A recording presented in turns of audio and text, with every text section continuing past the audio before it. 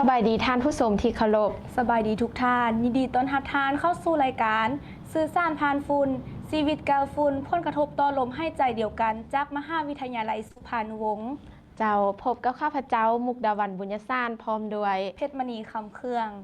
เจ้าอีกครั้งหนึ่งรายการสื่อสารผ่านฝุ่นจากมหาวิทยาลัยสุพรรณวงศ์เป็นอีกรายการหนึ่งที่จะนำเสนอเกี่ยวกับมลพิษทางอากาศหรือว่าฝุ่นควัน PM 2.5 ที่เชื่อได้ว่าสังคมของพวกเรากำลังประสบพบอยู่ในปัจจุบันนี้เจ้าแม่นแล้วเพราะปัญหาของฝุ่นเป็นอีกปัญหาหนึ่งที่ส่งผลกระทบกับสุขภาพของพวกเราโดยกงและเป็นปัญหาร่วมกันของบรรดาภาคลุ่มแม่น้ำคลองที่พวกเราทุกคนจะต้องร่วมกันแก้ไขเพราะพวกเราทุกคนอยู่พื้นที่ที่มีความเสี่ยงจากควันฝุ่น PM 2.5 ร่วมกันเจ้า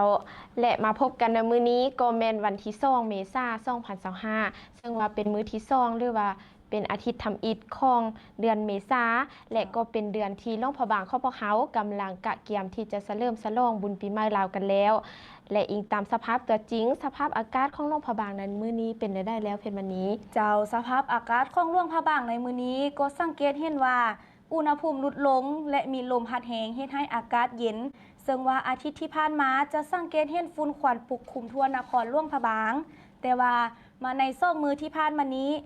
จะเห็นว่ามีฝุ่นควัน PM 2.5 ได้ค่อยๆลดลงไปแล้วเจ้าซึ่งจะสอดคล้องกับการรายงานจากสภาพอากาศจากกรมอุตุนิยมและอุทกศาสตร์แม่นบ่เจ้าซึ่งกรมอุตุนิยมและอุทกศาสตร์รายงานว่าอากาศประจำวันที่2เมษายน2025ความกดดันสูงของอากาศยังปกคลุมอยู่ทั่วทุกภาคของประเทศลาวโดยกำลังอ่อน5ปานกลางสมทบกับกระแสลมตะวันออกเฉียงเหนือพัดปกคลุมซึ่งจะเฮ็ดให้อากาศเย็นหน้าเย็นในตอนกลางคืนตอนเช้าจะมีฝนตกฟ้าร้องฟ้าเลื่อมในระดับค่อยพอมีลมพัดแรงอยู่บางท้องถิ่นในแต่ละภาคอุณหภูมิในระหว่าง 15-37 องศาเจ้าดังนั้นก็ถือว่าเป็นข้อมูลจากกรมอุตุนิยมและอุทกศาสตร์เกี่ยวกับพยากรณ์อากาศและใน2-3 มื้อที่ผ่านมาในล่องพระบางของพวกเขาก็สังเกตเห็นว่ามีปรากฏการณ์ไฟป่าเกิดขึ้นโดยสังเกตเห็นทางบ้านพานมและบ้านผูสร้างคำซึ่งปรากฏการณ์ไฟป่าเกิดขึ้นแบบนี้อาจจะเฮ็ดให้ปริมาณฝุ่นควัน PM 2.5 เพิ่มขึ้นก็เป็นได้และต่อไปจะไปเป็นการรายงานสถานการณ์ฝุ่น PM 2.5 อยู่ใน8แขวงภาคเหนือซึ่งเป็นข้อมูลจาก IQA ประจำวันที่2เมษายน2025ซึ่งภาพอินโฟกราฟิกที่ทุกท่านกำลังเห็นในตอนนี้แสดงให้เห็นถึงดัชนีคุณภาพอากาศของ8แขวงภาคเหนือโดยเฉพาะแขวงที่มีฝุ่นควัน PM 2.5 หรือมีดัชนีคุณภาพอากาศสูงกว่าหมู่แมนแขวงบ่อแก้วซึ่งมีดัชนีคุณภาพอากาศอยู่ที่169 AQI ล่วงน้ำถา159 AQI ไสยบุรี127 AQI พงสาลี127 AQI หัวพัน96 AQI ล่วงพะบาง94 AQI เสียงขว้าง78 AQI และแขวงอุดมไซมีดัชนีคุณภาพอากาศอยู่ที่76 AQI และต่อไปจะเป็นปริมาณฝุ่นควัน PM 2.5 ของ8แขวงภาคเหนือซึ่งเริ่มจากแขวงบ่อแก้วมีปริมาณฝุ่นควัน PM 2.5 อยู่ที่81 ไมโครกรัมต่อเมตรก้อนล่วงน้ำถา67 ไมโครกรัมต่อเมตรก้อนไสยบุรีและพงสาลีมีปริมาณฝุ่นควัน PM 2.5 อยู่ที่46 ไมโครกรัมต่อเมตรก้อนและแขวงหัวพันและล่วงพะบางมีปริมาณฝุ่นควัน PM 2.5 อยู่ที่32 ไมโครกรัมต่อเมตรก้อนแขวงเสียงขว้างมีปริมาณฝุ่น PM 2.5 อยู่ที่20ขออภัย23 ไมโครกรัมต่อเมตรก้อนแขวงอุดมไซ22 ไมโครกรัมต่อเมตรก้อนซึ่งว่าแขวงบ่อแก้วและล่วงน้ำถามีดัชนีคุณภาพอากาศและปริมาณฝุ่นควัน PM 2.5 อยู่ในระดับสีแดงซึ่งสีแดงแมนส่งผลกระทบต่อสุขภาพและไสยบุรีและพงสาลีแมนอยู่ในระดับสีส้มซึ่งว่าสีส้มแมนเริ่มส่งผลกระทบต่อสุขภาพแล้วและแขวงหัวพันล่วงพะบางเสียงขว้างและอุดมไซแมนมีดัชนีคุณภาพหรือว่าปริมาณฝุ่นควัน PM 2.5 อยู่ในระดับสีเหลืองซึ่งสีเหลืองแมนอยู่ในระดับปานกลางและต่อไปจะเป็นการรายงานป ปริมาณฝุ่นควัน PM 2.5 และดัชนีคุณภาพอากาศเฉพาะหลวงพระบางใน3มื้อเริ่มจากวันที่31 มีนาคม 2025มีดัชนีคุณภาพอากาศอยู่ที่156 AQI วันที่1เดือน4หรือว่าเดือนเมษายนมีดัชนีคุณภาพอากาศอยู่ที่96 AQI วันที่2เมษายนก็คือมื้อนี้มีดัชนีคุณภาพอากาศอยู่ที่94 AQI และปริมาณฝุ่นควัน PM 2.5 ในวันที่31 มีนาคม 2025มีปริมาณฝุ่นควัน PM 2.5 62 ไมโครกรัมต่อเมตรก้อนและวันที่1เมษายนมีฝุ่นควัน33 ไมโครกรัมต่อเมตรก้อนและวันที่2เมษายนก็คือมื้อนี้มื้อวันพุธซึ่งมีปริมาณฝุ่นควัน PM 2.5 อยู่ที่32 ไมโครกรัมต่อเมตรก้อนและในวันที่31มีดัชนีคุณภาพอากาศและปริมาณฝุ่นควันในระดับสีแดงซึ่งสีแดงแม่นส่งผลกระทบต่อสุขภาพส่วนวันที่1และวันที่2ก็คือมื้อวานและมื้อนี้มีปริมาณฝุ่นควันหรือว่าดัชนีคุณภาพอากาศในระดับสีส้มซึ่งสีส้มแม่นจะเริ่มส่งผลกระทบต่อสุขภาพแล้วและภาพต่อไปจะเป็นการรายงานหรือว่าแสดงให้เห็นถึงจุดความร้อนหรือจุดฮอตสปอตที่เกิดขึ้นในหลวงพระบางซึ่งเราจะสังเกตเห็นว่ามีจุดความร้อนหรือฮอตสปอตเกิดขึ้นอยู่10 จุดด้วยกันพร้อมกระแสลมที่พัดมาจากภาคเหนือหรือว่าทิศเหนือด้วยความแรงของลม3 กิโลเมตรต่อชั่วโมงเจ้าและนี้ก็คือการรายงานสภาพอากาศหรือว่าสถานการณ์ฝุ่นควัน PM 2.5 ประจำวันที่2เมษายน 2025เจ้าฉะนั้นอยากเรียกร้องให้ทุกท่านมีสติระวังช่วยกันหากมีความจำเป็นออกไปกลางแจ้งให้ใส่แมสหากอยู่ในบ้านก็อัดประตูให้แจ้บเพื่อป้องกันอันตรายจากฝุ่น PM 2.5 และที่สำคัญมันกลัวสุขภาพของคนที่ท่านฮักโดยเฉพาะเด็กน้อยและผู้สูงอายุหากเกิดมีอาการผิดปกติให้ปรึกษาแพทย์โดยด่วนเจ้าและเอาเป็นว่าตอนนี้พวกเขาไปเรียนรู้เกี่ยวกับเรื่องราวของฝุ่นที่เกิดขึ้นในชีวิตประจำวันของพวกเขามาเบิ่งกันว่าจะมีเรื่องราวอย่างใดติดตามได้ในระยะเรื่องของฝุ่นเจ้า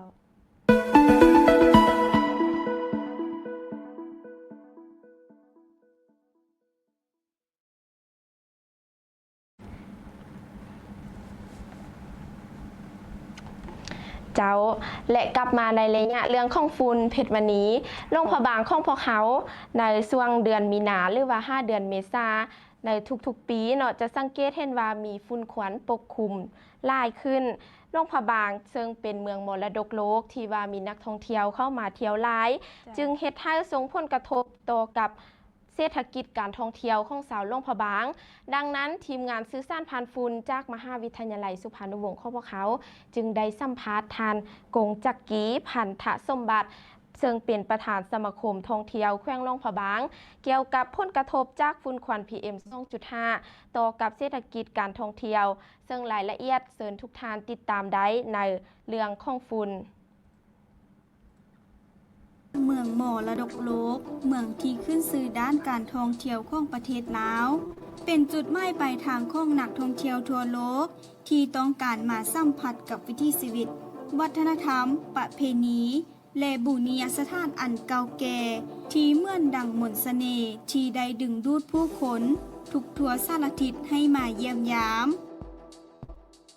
หลวงพระบางก็หนี้บ่พ้นกับสภาพบั้นห้าของฝุ่นควัน PM 2.5 ที่ปกคลุมบดบังทัศนวิสัยการเบิ่งเห็นจากเมืองที่หลายคนมักมาพักผ่อนมาสัมผัสกับบรรยากาศอันสดชื่นแต่กลับกันหลวงพระบางพัดเต็มไปด้วยฝุ่นควันที่แน่นหนาที่เกิดมาจากหลายสาเหตุบ่ว่าจะเป็นการจูดปลาเห็ดไห่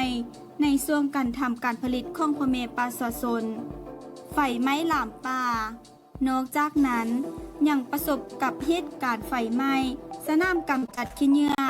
ในวันที่2 มีนาคม 2025 ผ่านมานับได้ว่าเป็นปรากฏการณ์ไฟไหม้กองขี้เหงื่อที่หุนแหงในปีนี้ก็ว่าได้ซึ่งมันได้ส่งผลกระทบต่อระบบทางเดินหายใจแก่ประชาชน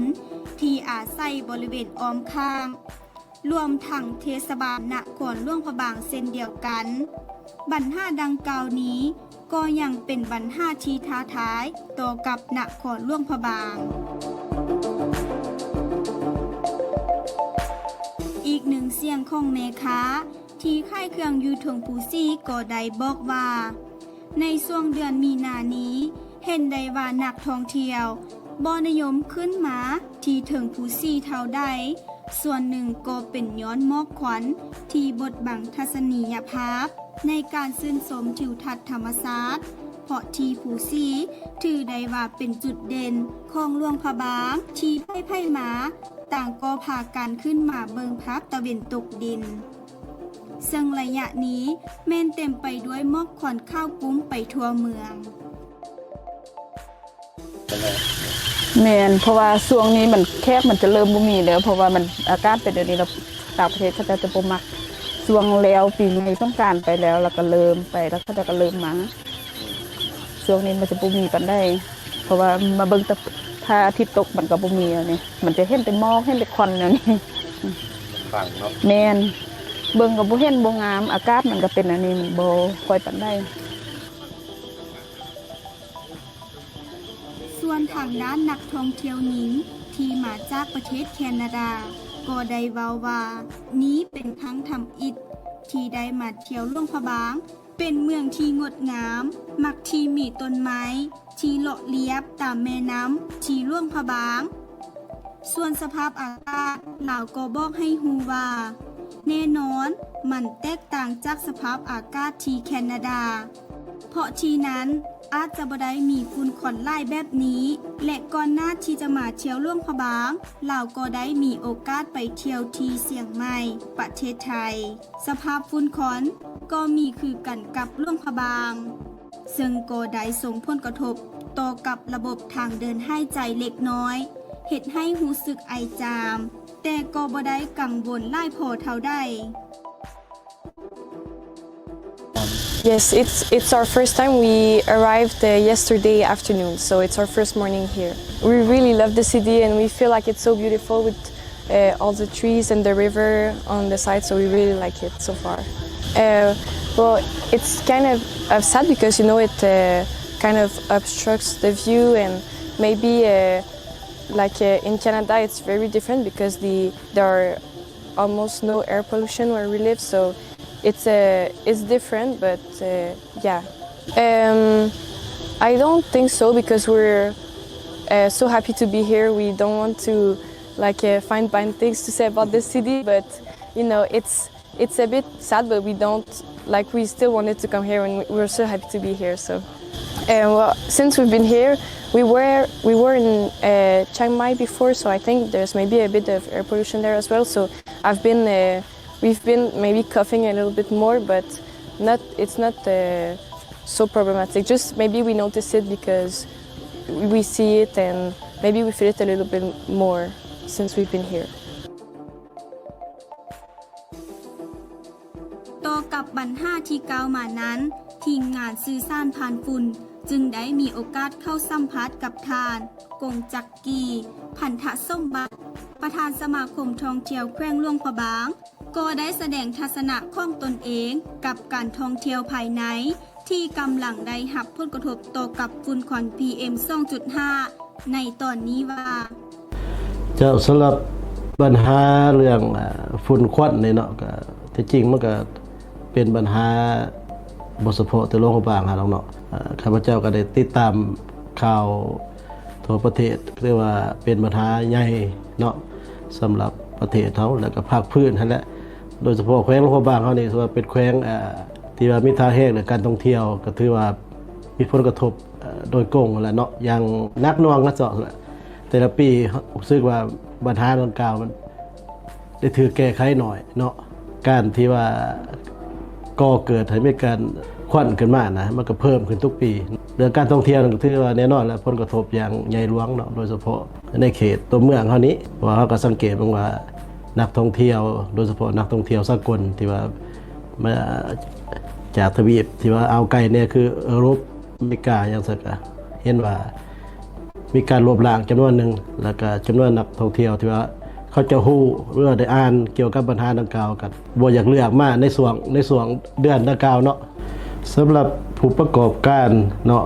เรื่องหาวิธีแก้ไขปัญหาดังกล่าวนี่ก็ที่จริงก็ทั้งสมาคมพวกเราก็ร่วมกับหลายๆสมาคมธุรกิจภายในแขวงหลวงพระบางนี่ก็เคยปรึกษาหารือกันมาหลายเวทีแล้วเนาะนับแต่ก่อนโควิดพุ่นเพราะว่าปัญหามันเกิดมาดนแล้วก็ยืดเยื้อมาบ่ได้ถือแก้ไขเนาะเพราะว่าแต่ก่อนโควิดเขาก็เคยมีโครงการช่วยเหลือจากประเทศเยอรมันที่ว่ามาช่วยเหลือในโครงการโรงพยาบาลเฮดโดวิดแคร์เนาะสื่อโครงการในโครงการก็จะเน้นเรื่องลดพรขี้เหงื่อเนาะลดพรขี้เหงื่อลดพรขี้เหงื่อที่ว่าเป็นพลาสติกเขาเจ้าก็เน้นใส่เรื่องการท่องเที่ยวเป็นหลักนั่นแหละฉะนั้นข้าพเจ้าคิดว่าต้นเหตุหนึ่งของการมีควันรบกวนนี่ก็ไม่ขี้เหงื่อเนาะฉะนั้นถ้าเฮามาร่วมมือกันเฮ็ดแนวใดให้ขี้เหงื่อมันลดน้อยลงเนาะข้าพเจ้าคิดว่าเป็นการแก้ไขในระดับหนึ่งเนาะและอันที่สองสาเหตุที่สองที่ว่าเฮ็ดให้ฝุ่นควันนี่เกิดขึ้นนี่ก็ย้อนเรื่องการทำมาหากินของประชาชนเนาะอันนี้ก็สิเป็นปัญหาที่ว่าแก้ไขยากอยู่แต่ว่าหากเขาเอาใจใส่ลงลึกหาวิธีช่วยประชาชนที่ว่าเขาจะปลูกเขาเฮ็ดให้อย่างต่างๆว่าเฮ็ดแนวใดมีวิธีแนวใดที่ว่ามันดีกว่าเนาะจูดกับจูดเผาในวงแคบหรือว่าตามฤดูกาลที่ว่าเหมาะสมบ่นะอาจจะดีเนาะอันนี้วิธีแก้ไขหากเสียงของนักท่องเที่ยวเกี่ยวกับปัญหาดังกล่าวนี้มีเนาะก็ถือว่าคือครับจะบอกแล้วมันก็เพิ่มขึ้นทุกปีบ่เฉพาะแต่นักท่องเที่ยวนี่ประชาชนเฮาที่ว่าอาศัยอยู่ในตัวเมืองหลวงพระบางหรือว่าขอบเขตหลวงพระบางก็มีผลกระทบอย่างหนักนะเนาะโดยเฉพาะเป็นผู้เฒ่าเด็กน้อยต่างๆที่ว่ามีสุขภาพอาจจะแข็งแรงอย่างต่างๆเนาะบางกิจกรรมที่ว่าเขาเจ้าเคยเฮ็ดคือเด็กน้อยอยู่ตามโรงเรียนอย่างสิก็ต้องงดหรือว่าลดพรให้เจ้าอยู่ข้างนอกเนาะเพื่อดีเลี่ยงการดูดเอาควันเอาฝุ่นอย่างต่างๆกันเนาะแต่สำหรับนักท่องเที่ยวนี่มันคือว่าแต่ต้นเนาะมันบ่เฉพาะแต่ประเทศเขามันเป็นปัญหาภาคพื้นหลายประเทศบ่ว่าประเทศข้างเคียงเขาอย่างต่างๆเขาเจ้าก็เคยเจอมาแล้วเนาะอันนี้ก็เป็นประสบการณ์ที่ว่าเขาเจ้าบ่อยากเจอหั่นแหละว่าซะจ้ะสำหรับนักท่องเที่ยวที่ว่าได้จองหรือว่าได้ลบล้างการท่องเที่ยวมาลงบางเคยมีเนาะเคยมี 2-3 ปีมาก่อนแหละกันมีทุกๆปีเพราะว่ามันจะเกี่ยวพันกับสายการบินเนี่ยเนาะบางสายการบินเขาจะบางมื้อก็ต้องถูกยกเลิกย้อนว่ามันควันหลายเรื่องการมองเห็นมันบ่ดีนะก็ได้ยกเลิกเที่ยวบินเนาะอันนี้การยกเลิกเที่ยวบินนี่ถือว่าเป็นผลกระทบอย่างหนักในภาพลักษณ์ของการท่องเที่ยวเนาะเพราะว่าการเที่ยวบินนึงว่าโอ้อันเครื่องบินข่อยบ่สามารถลงสนามบินหลวงพระบางได้ซึ่งมันก็เป็นภาพลบที่ว่าใหญ่ให้ละสำหรับประเทศเฮาบ่เฮาต้องบ่ว่าทั้งภาครัฐแล้วก็ภาคเอกชนต้องมาคิดนํกันจริงจังว่าเฮาสิแก้ไขวิธีใดนะจ้ะสำหรับสมาคมหรือว่าหัวหน่วยธุรกิจต่างๆที่ว่าดำเนินธุรกิจอยู่หลวงพระบางเนาะผ่านมาก็ได้ปรึกษาหารือกันหลายเทื่อแล้วหลายปีมาแล้วแต่ว่าสิ่งที่ว่าเฮาเฮ็ดได้ด้วยตนเองก็ผ่านมาก็ได้ระดมกันอันนึงเรื่องเก็บขี้เหงื่อเนาะเก็บขี้เหงื่อตามตัวเมืองตามถนนอ้อมแม่มตัวเมืองแคมน้ำอย่างต่างๆอันสองมากก็ได้ระดมบรรดาธุรกิจขนส่งโดยเฉพาะแม่นรถเรือต่างๆให้เขาเจ้าพากันพยายามมีวิธีการเก็บขี้เหงื่อแล้วก็ทอดเพื่อไปถิ่มในสถานที่ที่ว่าทางแขวงเขากำหนดไว้นะอันที่3นี่ก็พยายามแนะนำนักท่องเที่ยวเนาะถึงว่าเขาจะแก้ไขปัญหาเรื่องควันนี่บ่ได้ทันทีแต่ว่าเขาก็แนะนำนักท่องเที่ยวให้มีการป้องกันเจ้าถือว่าทางบริษัทท่องเที่ยวเนี่ยก็ต้องได้ลงทุนเอาตัวนี้เอาแมสตัวนี้เพื่อเป็นการป้องกันนะครับจากโดยที่ว่าบ่เก็บเงินเนาะอันนี้ก็เป็นมาตรการหนึ่งเพื่อแก้ไขปัญหาเฉพาะหน้า ความกังวลต่อปัญหาเรื่องฝุ่นควันนี่เนาะเป็นความกังวลที่ว่าใหญ่หลายเพราะว่าคือเฮาฮู้โลกบางเฮานี่ธุรกิจหลักๆเป็นการท่องเที่ยวเป็นธุรกิจบริมสิทธิ์สำหรับการพัฒนาเศรษฐกิจสังคมของแขวงว่าฉะนั้นถ้าหากว่าปัญหานี่มันหักบ่มีการแก้ไขหรือว่ามีการเพิ่มขึ้นทุกๆปีนะมันจะส่งผลกระทบโดยตรงสำหรับการท่องเที่ยวของแขวงเฮาฉะนั้นข้าพเจ้าคิดว่าพวกเฮาต้องได้มาร่วมมือกันแบบเอาจริงเอาจังเพราะสิ่งที่เฮาเฮ็ดได้ในบางเทื่อเรื่องลดพรขี้เหงื่อเนาะลดพรการจูดขี้เหงื่อ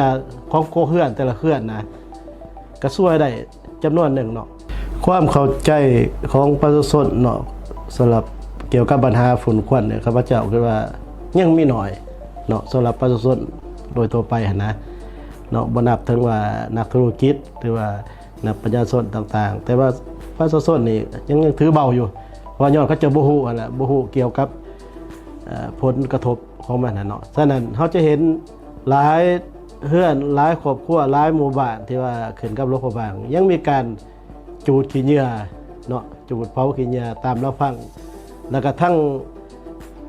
ภาครัฐเท่ากันยังถือเบายังบ่ทันว่างละเอียดแบบเคร่งครัดเนาะว่าต้องมีการลงโทษเรื่องการปรับไม้กันแนวใดเนาะข้าพเจ้าคิดว่าควรจะมีมาตรการให้เคร่งครัดขึ้นกว่านี้เฮียฮอกนำทุกๆภาคส่วนนับแต่พ่อแม่ประชาชนจนฮอดข้าราชการทหารตำรวจที่ว่าดำรงชีวิตอยู่ในสังคมของปัจจุบันอยากให้คำนึงถึงอย่างน้อยถึงสุขภาพของลูกหลานเฮาเนาะอันนี้เป็นผลกระทบโดยตรงเพราะว่าลูกหลานเฮาก็จะอาจยังบ่ทันฮู้ผลหายของการได้รับจากควันดังกล่าวเนี่ยฉะนั้นแต่ว่าเป็นไปได้เนาะพวกเฮาต้องคำนึงแล้วมีจิตสำนึกนำกันว่าเฮาสิลดพรขี้เหงื่อแนวใดเฮ็ดแนวใดเพื่อลดพรการจูดการเผาเนาะก็เข้าใจอยู่ว่าทั้งพ่อแม่ประชาชนบางเขตบางพื้นที่ก็ยังอาศัยทำมาหากินเรื่องเฮ็ดไร่เฮ็ดสวนแต่ว่าเฮาสิจูดแนวใดเพื่อให้มีผลกระทบน้อยที่สุดเนาะไอ้เรื่องขี้เหงื่อนี่เฮาสามารถลดพรด้วยตัวเองได้เนาะโดยที่ว่าอันนึงเรื่องใจแย่ขี้เหงื่อบ่เฮาก็เว้ากันมาหลายเทื่อแล้วอันสองการเอาขี้เหงื่อบางส่วนกลับมาใส่คืนสิเนาะอันนี้อยากเรียกร้องถึงทุกๆภาคส่วนทุกคนนั่นแหละพยายามเอาใจใส่นำกันอย่างน้อยก็คือเทนอนาคตของหลวงของหลานเฮาจ้ะ เทิงแมนว่าหลวงพระบางเป็นเมืองที่ผู้คนให้ความสนใจในการเข้ามาเที่ยวชมแต่นักท่องเที่ยวรวมทั้งพ่อแม่ประชาชนภายในแขวงหลวงพระบางก็ยังถูกปกคลุมไปด้วยฝุ่นควันที่เปรียบดังไผ่เงียบที่คอยแทรกซึมเข้าในร่างกายโดยบ่ฮู้ตัวหากทุกคนในสังคมพร้อมกันตื่นตัวหันมาเบิ่งเห็นความสำคัญทางด้านสิ่งแวดล้อมสร้างสิ่งแวดล้อมให้เป็นมิตรกับชีวิตต่อกับลมหายใจอย่าปล่อยให้มันเป็นเรื่องที่เบิ่งเป็นเพียงความชินเคยเท่านั้นจนเฮ็ดให้ภัยเงียบเหล่านี้คอยกัดกินเห่าไปเทอละเด็กเทอละน้อยจนบ่สามารถควบคุมมันได้ในที่สุด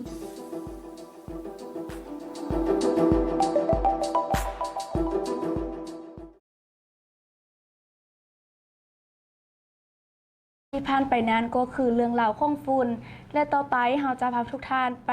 รู้จักกับคำว่าฝุ่นให้หลายขึ้นรวมทั้งการรับมือและเรียนรู้ทำความรู้จักกับฝุ่นในระยะความรู้สู้ฝุ่น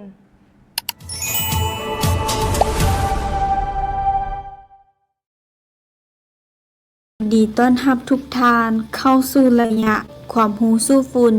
จากรายการสื่อสารผ่านฝุ่นมหาวิทยาลัยสุพรรณวงศ์และในมื้อนี้เราจะมาสื่อสารความรู้สู้ฝุ่นในเรื่องการเลือกใช้หน้ากากอนามัยในการป้องกันฝุ่นควัน PM 2.5 ซึ่งเป็นวิธีที่จะช่วยลดพรการสัมผัสฝุ่นควัน PM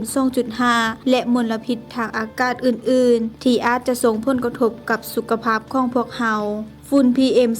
2.5 เป็นฝุ่นที่มีขนาดน้อยหลาย จนสามารถเข้าสู่ร่างกายได้ โดยผ่านการหายใจ และเมื่อฝุ่นเหล่านี้เข้าสู่ร่างกาย อาจจะพาให้เกิดปัญหาสุขภาพหลายอย่างเช่นโรคหัวใจ ปัญหาหัวใจ และโรคทางระบบทางเดินหายใจ การสวมใส่หน้ากากอนามัยช่วยให้สามารถลดพรการสัมผัสฝุ่นควัน PM 2.5 ได้ระดับหนึ่ง โดยการกรองฝุ่นก่อนที่จะลงสู่ปอดผ่านการหายใจ การเลือกหน้ากากอนามัยจะต้องพิจารณาดังนี้ วัสดุแผ่นแผ่หน้ากากอนามัยควรหน้ากรองอากาศได้ดี เลือกหน้ากากที่มีขนาดเหมาะสม และพอดีกับใบหน้า เพื่อป้องกันบ่ให้เกิดช่องว่าง จนฝุ่นเข้าไปได้ เลือกใส่หน้ากากที่สบายบ่อึดอัดเวลาสวมใส่ และการสวมใส่หน้ากากอนามัยให้มีประสิทธิภาพสูงสุดนั้น ควรนำใช้ในทึกวิธีดังนี้สวมใส่ให้พอดีกับใบหน้าบ่ใหญ่หรือน้อยเกินไป พยายามกวดเบิงซองวาง เพื่อบ่ให้ฝุ่นเข้าไปได้บ่ควรใส่ซ้ำหลายเทื่อ ควรกวดเบิงสภาพหน้ากากอนามัย และความสะอาดอยู่เสมอ หากเป็นหน้ากากแบบผ้า ควรเฮ็ดความสะอาดอยู่เสมอ และเก็บไว้บอนแห้งที่อากาศถ่ายเท การสวมใส่หน้ากากอนามัยเป็นวิธีที่จะช่วยลดพรการสัมผัสกับฝุ่นควัน PM 2.5 ได้ในระดับหนึ่งซึ่งสามารถนำไปได้ในชีวิตประจำวันง่ายและสะดวก จะบ่สามารถกรองฝุ่นได้เทียบกับหน้ากาก N95 แต่ก็ยังช่วยลดพรความเสี่ยงจากอันตรายฝุ่นควัน PM 2.5 ได้อย่าลืมติดตามรับชมรายการของพวกเราได้ในตอนต่อไปสำหรับมื้อนี้ขอลาทานผู้ชมไปก่อนอย่าลืมรักษาสุขภาพและสู้ฝุ่นไปพร้อมๆกันกับรายการความรู้สู้ฝุ่นสบายดี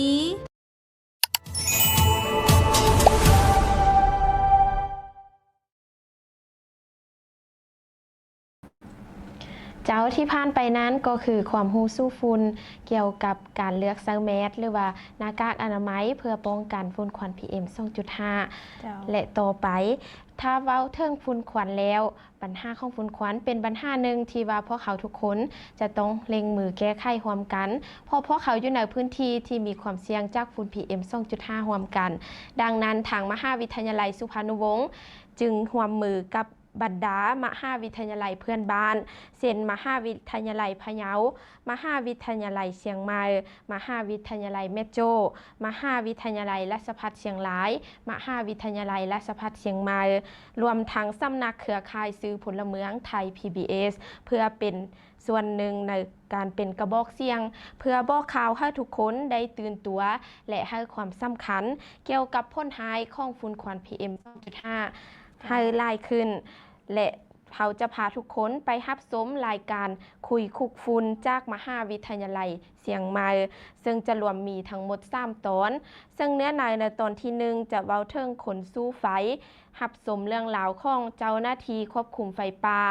แนวหน้าในภารกิจเสี่ยงภัยท่ามกลางป่าลึกและเปลวไฟเพื่อปกป้องชีวิตผู้คนสิ่งแวดล้อมและลดพรผลกระทบจากไฟป่าและฝุ่นควัน PM 2.5 เราจะพาไปสำรวจทางเบื้องหลังของการเฮ็ดเวียกอย่างหนักความเสียสละความเสี่ยงความลำบากของบรรดาพวกที่เฮ็ดเวียกหนักพร้อมสะท้อนให้เห็นว่าการควบคุมไฟป่า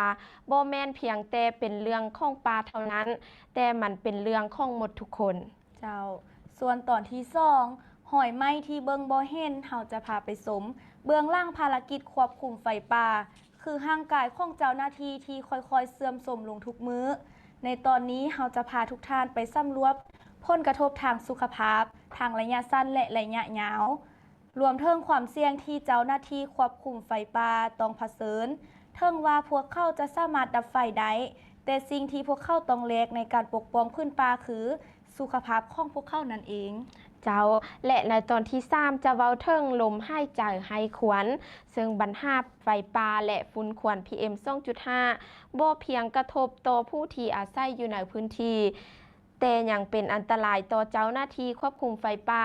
ซึ่งต้องปฏิบัติงานท่ามกลางสภาพอากาศที่เต็มไปด้วยมลพิษซึ่งรายละเอียดจะเป็นอะไรนั้นขอเชิญทุกท่านติดตามรับฟังได้เจ้า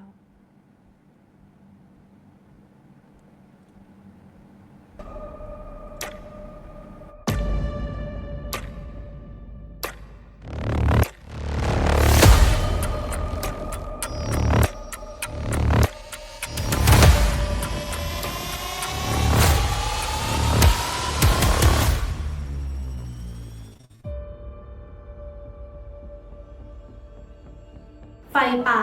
ภัยธรรมชาติที่สร้างความเสียหายอย่างมหาศาลไม่เพียงทำลายสิ่งแวดล้อมแต่ยังส่งผลกระทบต่อชีวิตผู้คน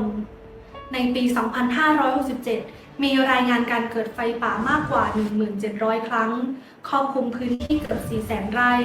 ขณะเดียวกันเจ้าหน้าที่ผู้ปฏิบัติงานจะต้องเผชิญกับความเสี่ยงอย่างหนักมีผู้ได้รับบาดเจ็บ 33 รายและเสียชีวิตถึง 3 รายและนี่คือราคาที่เราต้องจ่ายในการต่อสู้กับไฟป่าหลายคนอาจจะคิดว่าเจ้าหน้าที่ดับไฟป่ามีเพียงหน้าที่แค่ดับไฟที่ลุกไหม้เท่านั้นแต่ในความเป็นจริงภารกิจของพวกเขาครอบคลุมไปมากกว่านั้นไม่ว่าจะเป็นการเฝ้าระวังการป้องกันการสร้างแนวกันไฟและการเข้าไปช่วยเหลือพื้นที่เสี่ยงเพื่อควบคุมสถานการณ์ก่อนที่ไฟจะลุกลามจากข้อมูลกรมอุทยานแห่งชาติสัตว์ป่าและพันธุ์พืชในปีงบประมาณ 2567 เจ้าหน้าที่ได้เข้าดับไฟป่าทั้งสิ้น 1,751 ครั้งครอบคลุมพื้นที่ที่ถูกไฟไหม้กว่า 390,000 ไร่ซึ่งเป็นจำนวนที่มากขึ้นกว่าปีก่อนการเพิ่มขึ้นของจำนวนครั้งและพื้นที่ที่ถูกไฟไหม้ในปีงบประมาณ 2567 แสดงให้เห็นถึงความท้าทายในการควบคุมไฟป่าและความสำคัญในการสนับสนุนเจ้าหน้าที่และอาสาสมัครในการปฏิบัติงานเพื่อปกป้องทรัพยากรธรรมชาติของประเทศภารกิจเหล่านี้ไม่เพียงแต่ต้องการความทุ่มเทและความกล้าหาญแต่ยังต้องการความเชี่ยวชาญและการประสานงานที่ดีระหว่างหน่วยงานต่างๆเพื่อป้องกันและควบคุมไฟป่าอย่างมีประสิทธิภาพ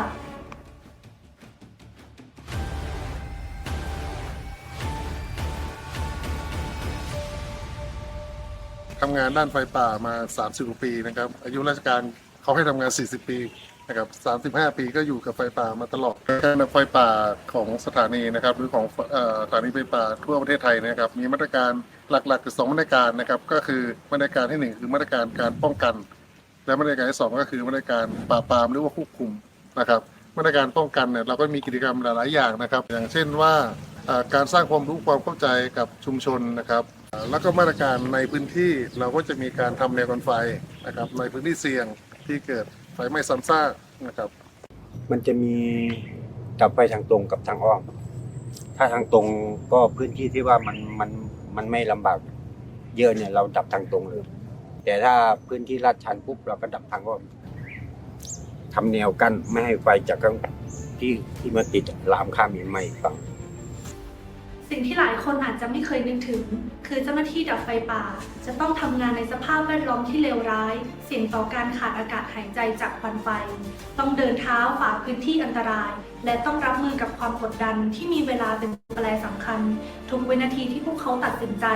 อาจหมายถึงความเป็นความตายของทั้งทีมและไม่ได้มีเพียงแค่เจ้าหน้าที่เท่านั้นที่เป็นกำลังหลักในการดับไฟป่าแต่ยังมีกลุ่มคนหนึ่งที่มีความทุ่มเทและมีบทบาทสำคัญไม่แพ้กัน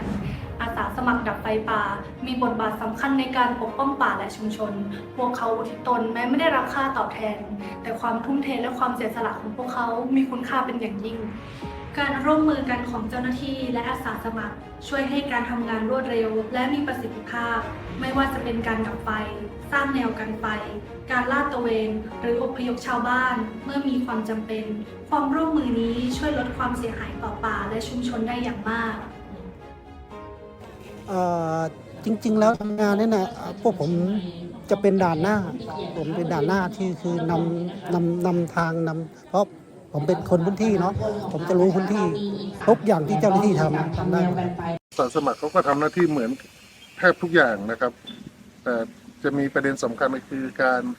เฝ้าระวังป้องกันนะครับอันนี้เป็นบทบาทสำคัญแล้วก็ได้ผลสำหรับอาสาสมัครนะครับเพราะอาสาสมัครส่วนใหญ่ก็อยู่ในชุมชนรอบพื้นที่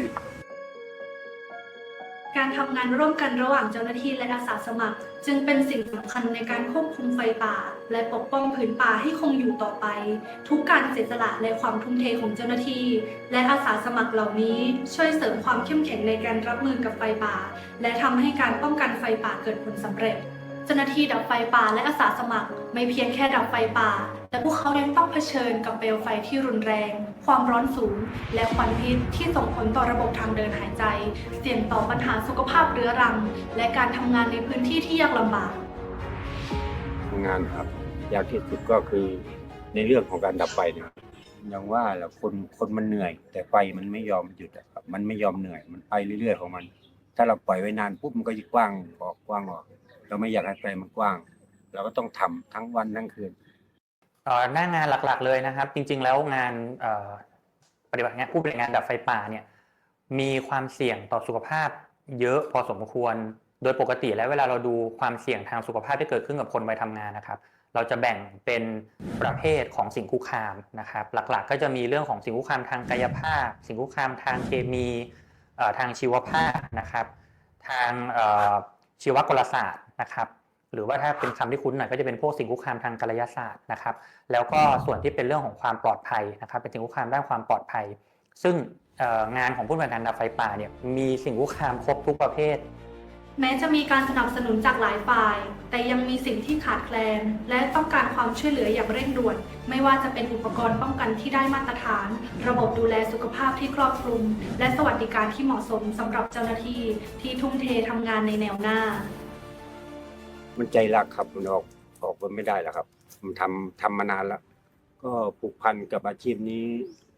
เกือบ30 ปีแล้วครับแล้วก็มีความรู้สึกว่าเรารักแล้วก็พยายามดูแลทรัพยากรให้ลูกหลานให้หลวงเราด้วย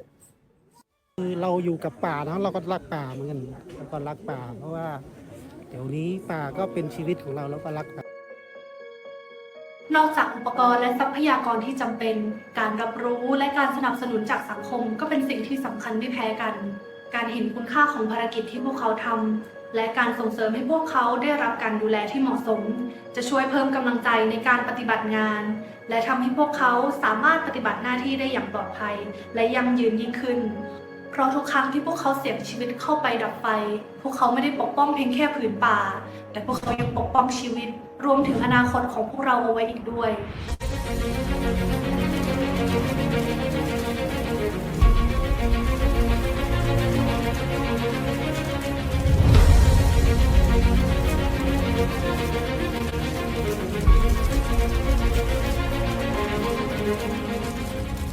ไฟป่าหนึ่งในต้นตอของปัญหาฝุ่นควันในภาคเหนือโดยเฉพาะช่วงฤดูแล้งที่มีสภาพอากาศเอื้ออำนวยต่อการลุกลามของไฟและการสะสมของฝุ่นในอากาศปัญหานี้ดำเนินมาอย่างยาวนานจนเกิดเป็นความเคยชินที่หลายคนอาจมองข้ามแต่แท้จริงแล้วฝุ่น PM 2.5 เป็นภัยร้ายใกล้ตัวและอันตรายมากกว่าที่เราคิดPM 2.5 เป็นฝุ่นละเอียดขนาดเล็กที่สามารถเข้าสู่ระบบทางเดินหายใจ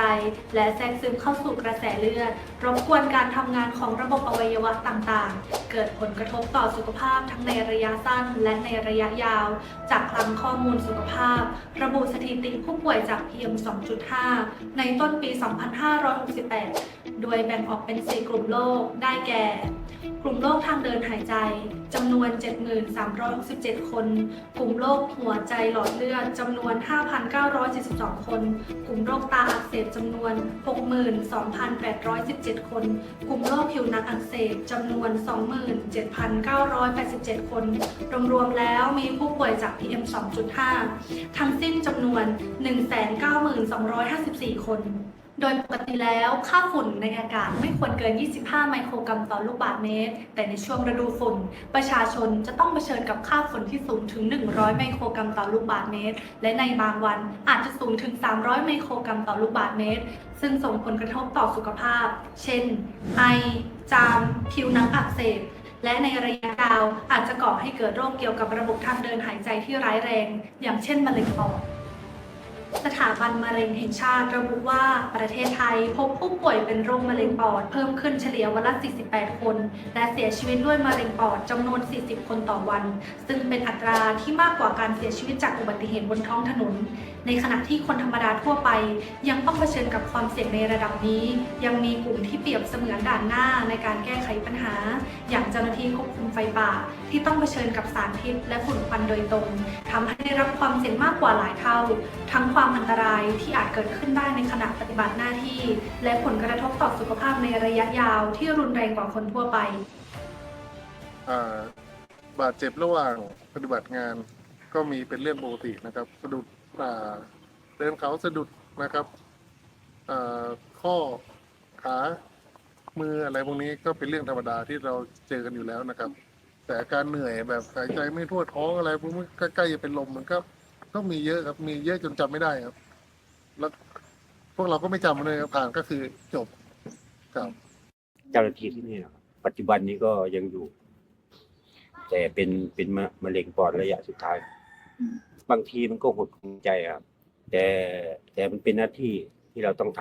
ำเราก็พยายามป้องกันตัวเองเอา ยังไม่ได้ไปตรวจสุขภาพดูเขามีทุกปีแต่เขาจะมีช่วงเฝ้าระวังไฟพวกผมก็เลยไปไม่ได้ การควบคุมไฟป่าเป็นภารกิจที่ต้องอาศัยการเตรียมความพร้อมอย่างรอบด้านทั้งทางร่างกาย อุปกรณ์ และมาตรการการดูแลสุขภาพ เพื่อรับมือกับสภาพแวดล้อมที่โหดร้าย และลดผลกระทบระยะยาวต่อร่างกาย ก่อนปฏิบัติงาน เจ้าหน้าที่จะต้องเตรียมตัวอย่างเข้มงวด ตั้งแต่เตรียมแผนปฏิบัติงาน ตรวจสอบอุปกรณ์ ไปถึงการเสริมสร้างความแข็งแรงของร่างกาย และความพร้อมของจิตใจ หลังจากเสร็จสิ้นภารกิจ การฟื้นฟูร่างกายและตรวจสุขภาพอย่างต่อเนื่องก็เป็นสิ่งสำคัญที่ขาดไม่ได้ การปฏิบัติงานก็มีการวางแผนในเรื่องของพื้นที่ต้องรู้ในเรื่องแผนที่ GPS เวลาเหตุเกิดตรงไหนปุ๊บเราจะเข้าทางไหนให้มันได้เร็วฝึกอบรมด้านการดับไฟป่าการทำแนวไฟป่าการดับไฟทางตรง การดับไฟทางอ้อม แล้วก็ฝึกทบทวนเขาจะให้แอดให้มาป้องกันให้ภาพปั๊บมาก็จะมีหมอนัดมาให้ไปตรวจเลยมีตรวจเลือดเอ็กซเรย์ปอดทุกปีครับแต่ในใจผมคิดอยากได้ประกันมากกว่านะมันจะมีแต่ประกันอุบัติเหตุมากประกันอย่างอื่นประกันสุขภาพไม่อุปกรณ์สามารถเราจะหาเองกันนะครับจริงๆแล้วเขามีแต่เวลาเราทำงานจริงใช้ไม่ได้ เพราะมันหายใจไม่ออก การเตรียมตัวก่อนและหลังปฏิบัติงานเปรียบเสมือนเกราะป้องกันที่ช่วยให้เจ้าหน้าที่สามารถปฏิบัติภารกิจได้อย่างปลอดภัยและลดความเสี่ยงต่อสุขภาพในระยะยาวอย่างไรก็ตามแม้จะมีมาตรการเตรียมความพร้อมอย่างรอบด้านแต่อุบัติเหตุและปัญหาสุขภาพเป็นสิ่งที่ควบคุมไม่ได้เพราะงานควบคุมไฟป่ามีความเสี่ยงสูงจึงต้องมีแผนรับมือและเยียวยาเจ้าหน้าที่รวมถึงอาสาสมัครอย่างทั่วถึงเช่นการตรวจสุขภาพประจำปีประกันชีวิตโดยเฉพาะอย่างยิ่งประกันสุขภาพที่มีความจำเป็นในการดูแลสุขภาพระยะยาวรวมถึงปรับฐานเงินเดือนให้เหมาะสมกับความเสี่ยงและเพียงพอต่อการดำรงชีพซึ่งสิ่งเหล่านี้จำเป็นจะต้องได้รับการสนับสนุนจากหลายภาคส่วนตั้งแต่นโยบายเยียวยาและสวัสดิการจากภาครัฐไปจนถึงความร่วมมือจากหน่วยงานด้านสุขภาพรูปแบบการตรวจสุขภาพของผู้ปฏิบัติงานดับไฟป่านะครับเราก็จะดูเกี่ยวกับสมรรถภาพของปอดแล้วก็จะมีในส่วนการประเมินเรื่องเกี่ยวกับความเสี่ยงต่อโรคหลอดเลือดระบบ2ระบบนี้เป็นระบบที่เราตรวจเป็นหลักครับเพราะว่ามันเกี่ยวข้องทั้งความปลอดภัยของผู้ปฏิบัติงานด้วยนะครับแล้วก็สามารถที่จะเป็นผลกระทบทางสุขภาพที่เกิดขึ้นกับผู้ปฏิบัติงานได้ครับแต่จริงๆเราก็จะดูเรื่องการตรวจสุขภาพโดยทั่วไปด้วยนะครับเพราะว่าการที่เข้าไปปฏิบัติงานเนี่ยก็จะมีผลกระทบทางสุขภาพได้หลายระบบนะครับเช่นระบบโครงร่างกล้ามเนื้อนะครับเพราะว่าโดยลักษณะงานเนี่ยผู้ปฏิบัติงานดับไฟป่าจำเป็นที่จะต้องเดินทางค่อนข้างไกลแล้วก็อีกอย่างหนึ่งที่เราเจอได้บ่อยก็คืออาการพวกเกี่ยวกับกลุ่มอาการระคายเคืองนะครับไม่ว่าจะระคายเคืองทั้งระบบทางเดินหายใจนะครับตาหรือว่าพวกเยื่อบุต่างๆเนี่ยก็สามารถเจอได้เช่นเดียวกันผมยังไม่มีตัวเลขในเรื่องของมะเร็งปอดกับผู้ปฏิบัติงานนะครับหลักๆจะเป็นเรื่องพวกสมรรถภาพปอดที่มีการเปลี่ยนแปลงไปมากกว่าแม้แต่ในผู้ปฏิบัติงานบางคนที่สมรรถภาพปอดเนี่ยทั้งก่อนแล้วก็ระหว่างปฏิบัติงานหรือหลังปฏิบัติงานเนี่ยปกติปรากฏว่าจริงๆมันมีการเปลี่ยนแปลงที่เกิดขึ้นคือตัวแปรที่เราเอามาใช้คำนวณดูเป็นผลสมรรถภาพปอดเนี่ยมีการลดลงซึ่งแม้จะลดลงเนี่ยมันยังไม่ถึงขั้นที่จะทำให้สัดส่วนมันเปลี่ยนจนเป็นผิดปกติมันเกิดการเปลี่ยนแปลงเกิดขึ้นแล้วปีนี้นะครับเป็นที่น่ายินดีเราต่อสู้เรื่องประกันชีวิตประกันอุบัติเหตุของเจ้าที่ผู้ดับไฟป่าเนี่ยมาตั้งแต่ปีที่แล้วนะครับปีนี้ประสบผลสำเร็จเขาเรียกว่าผู้สนับสนุนซึ่งเป็นภาคเอกชนนะครับให้มีการทำประกันชีวิตกับเจ้าหน้าที่ผู้ปฏิบัติงานดับไฟป่าตอนนี้เราส่งข้อมูลเบื้องต้นไปแล้ว 2,754 นายแล้วก็จะส่งเพิ่มอีกประมาณ412 นายอันนี้เป็นการประกันชีวิตกับอุบัติเหตุเบื้องต้นนะครับเรื่องประกันสุขภาพเนี่ยเราจริงๆเรายังไม่มีแต่ว่าเราก็ยังต้องการเราก็ได้รับความสนับสนุนจากสาธารณสุขจังหวัดเชียงใหม่ ยืนยันว่าจะให้มีการตรวจสุขภาพเจ้าหน้าที่ที่ปฏิบัติงานดับไฟป่าให้ฟรีโดยไม่เสียค่าใช้จ่ายอาสาสมัครในที่หมายถึงว่ายังเป็นเครือข่ายอสที่เรามีอยู่ทั้งหมด424เครือข่ายนะครับของสบ16เนี่ยในปีนี้เช่นกันกรมอุทยานก็ได้มีการให้เจ้าหน้าที่ที่เป็นเครือข่ายเนี่ยทำประกันชีวิตเรียบร้อยแล้วการให้ความสำคัญกับสวัสดิการและการเยียวยาเจ้าหน้าที่อาสาสมัครที่รับมืออยู่แนวหน้าอย่างครอบคลุมและเพียงพอเปรียบเสมือนการสร้างขวัญกำลังใจให้แก่เจ้าหน้าที่ที่ดูแลพื้นป่าและเป็นการสร้างระบบที่เข้มแข็งยั่งยืนในการป้องกันและแก้ไขปัญหาอย่างไรก็ตามการแก้ไขปัญหาฝุ่นควันโดยตรงไม่ได้จำกัดแค่การจัดการไฟป่าเพียงอย่างเดียวแต่ยังจำเป็นต้องอาศัยความร่วมมือในหลายมิติทั้งการสร้างความตระหนักรู้การลดการเผาในพื้นที่เกษตรกรรมการส่งเสริมการใช้พลังงานสะอาดการควบคุมการปล่อยมลพิษและการพัฒนาระบบขนส่งมวลชนดังนั้นการแก้ไขปัญหานี้จึงไม่ใช่หน้าที่ของเจ้าหน้าที่ควบคุมไฟป่าเพียงฝ่ายเดียวแต่เป็นความรับผิดชอบร่วมกันของทุกภาคส่วนในสังคม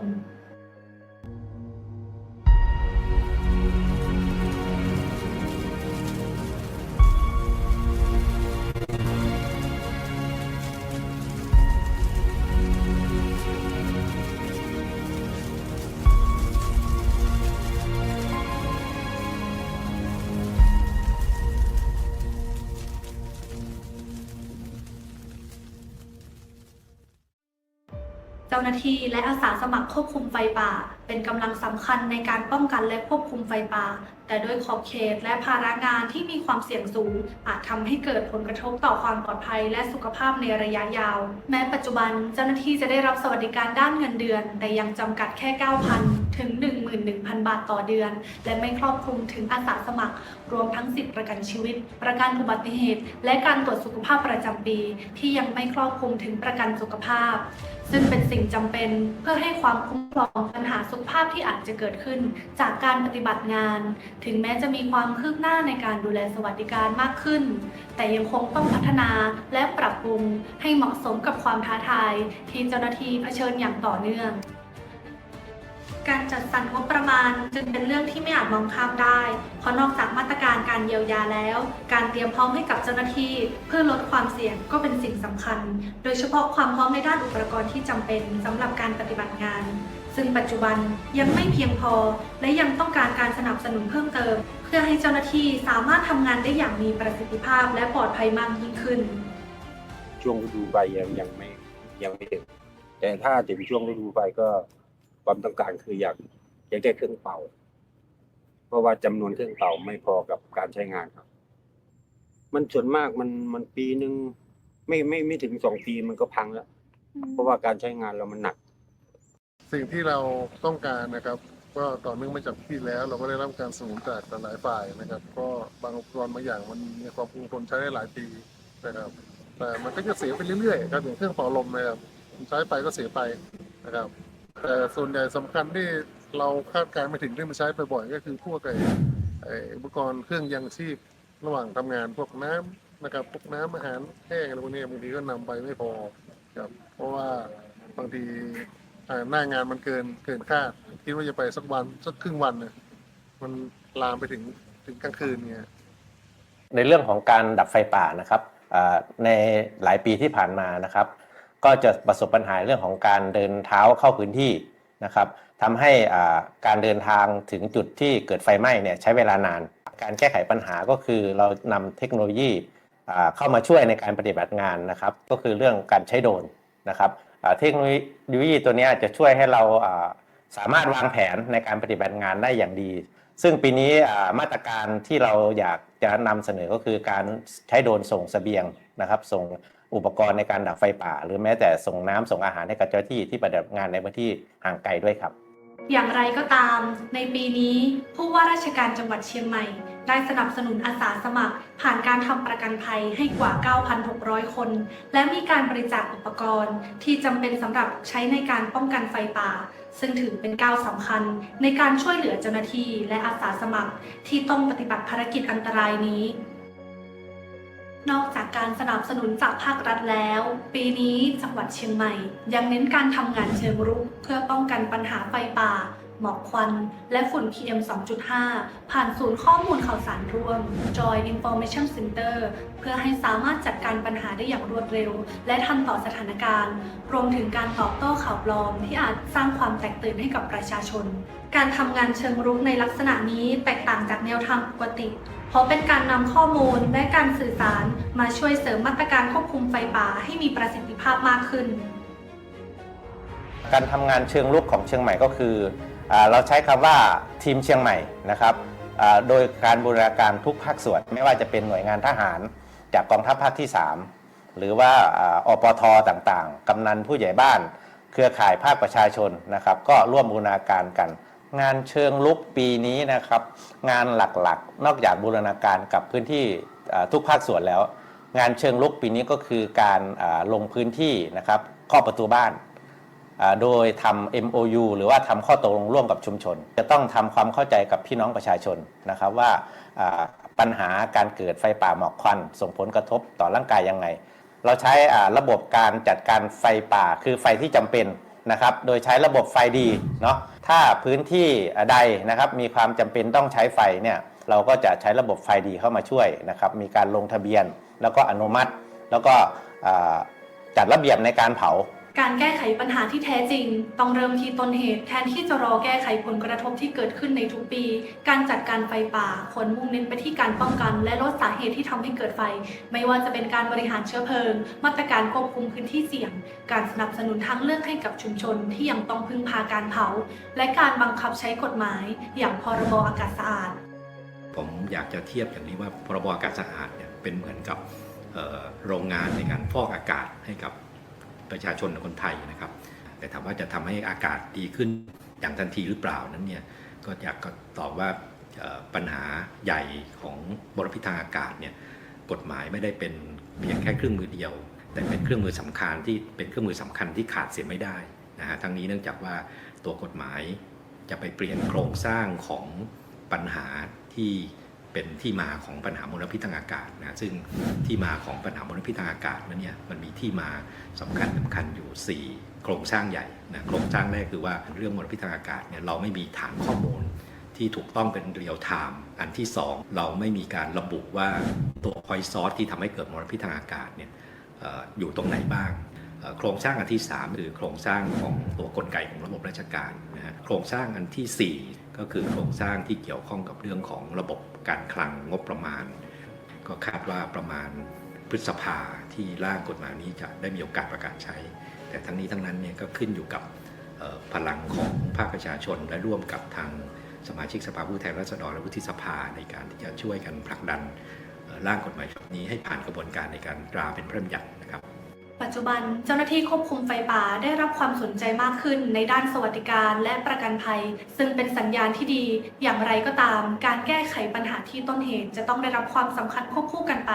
การป้องกันและการจัดการไฟป่าอย่างเป็นระบบจะช่วยลดภาระงานของเจ้าหน้าที่ที่ต้องเผชิญกับความเสี่ยงและสภาพการทำงานที่หนักหน่วงนอกจากนี้ควรมีการส่งเสริมให้เจ้าหน้าที่ได้รับสวัสดิการที่ดีขึ้น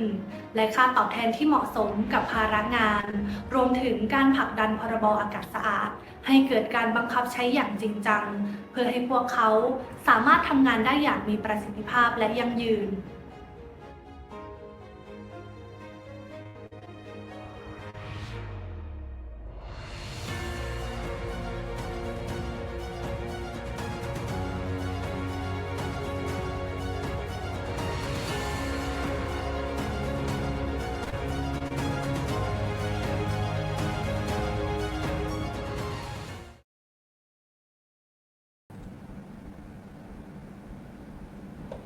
เจ้าและนั้นก็แม่นรายการคุยคุกฝุ่นจากมหาวิทยาลัยเสียงใหม่ที่มาร่วมนำเสนอเกี่ยวกับฝุ่น PM 2.5 ในมือนี้และรายการสื่อสารผ่านฝุ่นของพวกเฮาก็ดำเนินมาถึงระยะสุดท้ายกันแล้วพวกเฮาเห็นได้ว่าปัจจุบันปัญหาฝุ่นเป็นสิ่งที่พวกเฮาต้องช่วยกันรับมือและปกปักรักษาสิ่งแวดล้อมของพวกเฮาให้น่าอยู่และเป็นมิตรกับทุกชีวิตเจ้าอีกเทื่อนึงถ้าเว้าถึงปัญหาของฝุ่น ถ้าหากมีความจำเป็นออกไปนอกหรือว่าไปกลางแจ้งก็ควรใส่แมสเพื่อป้องกันตัวเองอยู่บ้านก็ควรอัดประตูให้แจบหลีกเลี่ยงกิจกรรมกลางแจ้งและสถานที่แออัดเพื่อป้องกันฝุ่นควัน PM 2.5 ที่ว่าสามารถส่งผลกระทบต่อสุขภาพของพวกเราได้และทั้งหมดนี้ก็คือรายการสื่อสารผ่านฝุ่นจากมหาวิทยาลัยสุภานุวงศ์ต้องขอบใจทุกท่านที่ให้เกียรติติดตามรับชมมื้อนี้พิธีกรทั้งสองพร้อมโดยทีมงานต้องขอลาท่านผู้ชมไปก่อนแล้วพบกันใหม่ในโอกาสหน้าสำหรับมื้อนี้ข้อกล่าวคำว่าสบายดี